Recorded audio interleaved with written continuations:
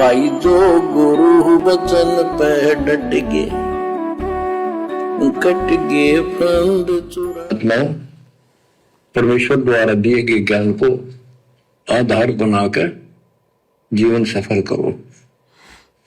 इसमें सबसे पहला काम है कि पतिव्रता पद पर आना होगा। सबसे पहला काम क्या है भक्ति मार्ग में? पतिव्रता पद पर आना होगा।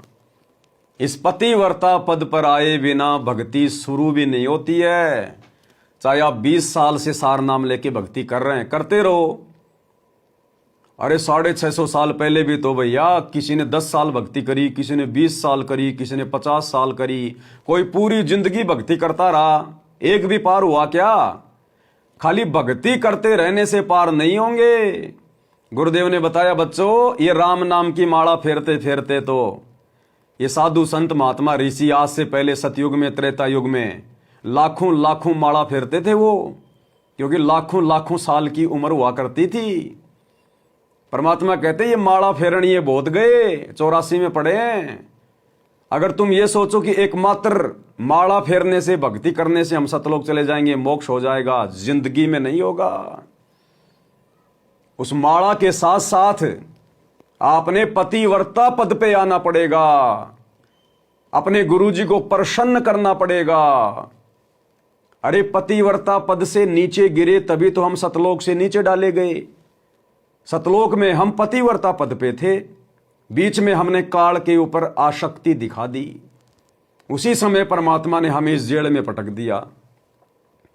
और अब भी हमसे काल वही गलती करवाएगा जिस गलती के कारण काल को सजा मिली है। तो हम केवल एकमात्र अपने गुरुजी का जयकारा लगाएंगे जो कि पतिव्रता पद में आता है। एकमात्र गुरुजी को दंडवत करेंगे जो कि पतिव्रता पद में आता है। एकमात्र गुरुजी का फोटो अपने घर पे रखेंगे जो कि पतिव्रता पद में आता है। एकमात्र गुरुदेव को भक्ति विधान अनुसार, गीता अध्याय 3 श्लोक 13 के अनुसार परमात्मा मानकर, इष्ट मानकर भोग लगाएंगे, भोग की आरती के साथ। और नेक नीति ईमानदारी से अपना काम धंधा करेंगे, खुद भी जिएंगे, दूसरों को भी जीने देंगे और आजीवन मर्यादा निभाएंगे। इस प्रकार से हम मोक्ष प्राप्त करेंगे। इसको कहते हैं पतिव्रता पद। इस पतिव्रता पद पर आए बिना लाख जन्म में भी मोक्ष की उम्मीद ना करना। अपने दरबार में 5-5 फोटोएं रख ली, बीच में गुरुजी, एक कोने में नकली कबीर, एक कोने में गरीबदास जी, नीचे के कोने में दादा गुरुजी, चौथे कोने में पंडित चिदानंद जी। ये पतिव्रता पद की भक्ति नहीं, ये तो वैश्या भक्ति है, वैश्या व्यभिचारणी भक्ति है, जिसके लिए गीता जी में मना किया गया है। तो भैया कलयुग की बिचली पीढ़ी है। 30 साल से सतगुरु मनोरंजन करने के लिए संघर्ष नहीं कर रहा, यही बातें आप और हमारे जहन में डालने के लिए दिन रात एक कर रहा है। 10 साल से जेल में बैठा है इसी बात की परीक्षा के लिए कि 20 साल से इन्होंने मेरे से क्या सीखा। और उसी समय जेल से बाहर आएगा जब देख लेगा कि हाँ फाइनल छटनी हो चुकी है, मेरे कितने हैं, काल के कितने हैं, बिल्कुल अलग अलग हो चुके हैं। उसके बाद वो सतगुरु समृद्ध धनी अपनी उन विशेष प्यारी आत्माओं के लिए, उनको आगे की भक्ति देने के लिए, आगे का ज्ञान देने के लिए, उनको सतलोक के लिए तैयार करने के लिए फिर सतगुरु जेल से बाहर आएगा। किसी ने बांध नहीं रखा, ये अबंध परमात्मा है, इसको कोई बांध नहीं सकता, कोई कल्पना भी नहीं कर सकता। गरीब ऐसा सतगुरु हम मिल्या, बेपरवाह अबंध, परम हंस पूर्ण पुरुष, रोम रोम रविचंद। अरे श्री कृष्ण जी के माता पिता को जेल में डाल दिया कंस ने, और जब श्री कृष्ण जी का जन्म हुआ 7 ताले ऑटोमेटिक टूट गए जब उसने बाहर आना था।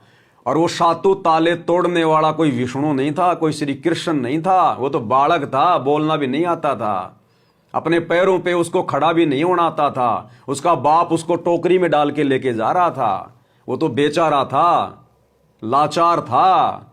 वो 7 ताले खोलने वाला भी यही कबीर परमात्मा सतगुरु रामपाल जी भगवान था। राम कृष्ण सतगुरु शहजादे, भक्ति हे दियों हुए पियादे। इनकी पिछले जन्म की भक्ति शेष है, तभी तो ये विष्णु पद पे बैठे हैं। ये भी आप और हमारी तरह कभी कलयुग की बिचली पीढ़ी में थे, लेकिन मार खा गए पतिव्रता पद पे ना आके। गुरु को परमात्मा नहीं माना इन्होंने, लेकिन भक्ति जबरदस्त जमा हो गई। उस भक्ति के प्रतिफल में काल अब इनका नींबू सा निचोड़ रहा है, नींबू सा। तो इनके पास जो भक्ति है इस सतनाम की, दान धर्म की, इसके बदले में परमात्मा हर जन्म में इनकी सहायता करता है।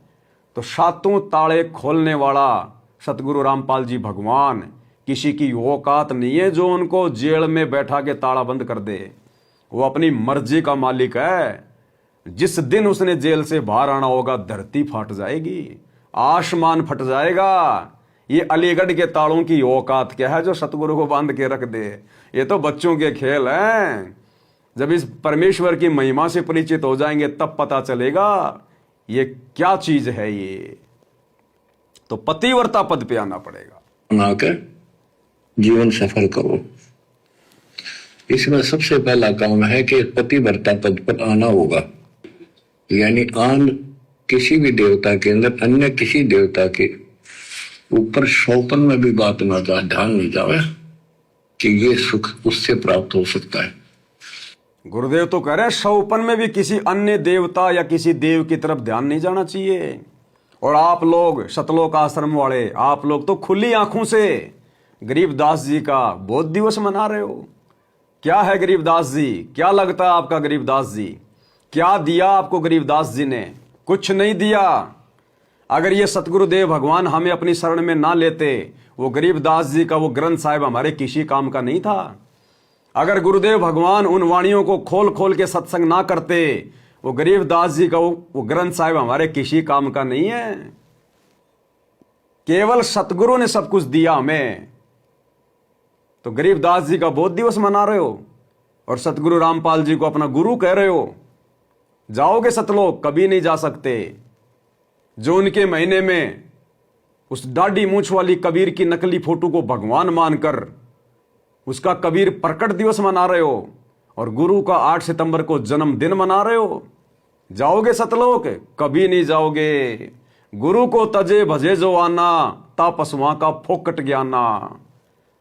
ज्ञानवान कुछ नहीं है उनको जो अपने गुरु के अलावा किसी और को अपना बाप मान के जून के महीने में उसका प्रकट दिवस मना रहे हैं। कुछ भी पल्ले नहीं पड़ा अभी तक आश्रम वाले भाई बहनों को। तो इसलिए परमात्मा कह रहे हैं शौपन में भी किसी आन देव के विषय में सोचना भी नहीं है। अरे तुम तो उनका जन्मदिन मना रहे हो, मरण दिन मना रहे हो, मोक्ष दिन मना रहे हो, उनका प्रकट दिन मना रहे हो। आप लोग कहां पतिव्रता पद पे हो? अपने गुरु के अलावा परमेश्वर के रूप में हमारी सुरती शौपन में भी कहीं नहीं जानी चाहिए।